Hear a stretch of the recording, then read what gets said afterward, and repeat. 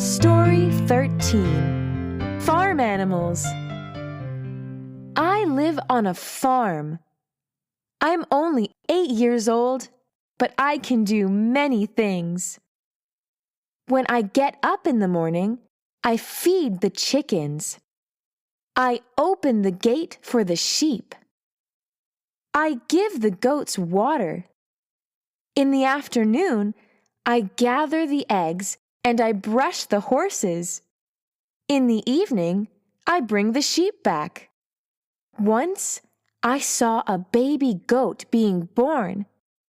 That was amazing. I love my life on the farm.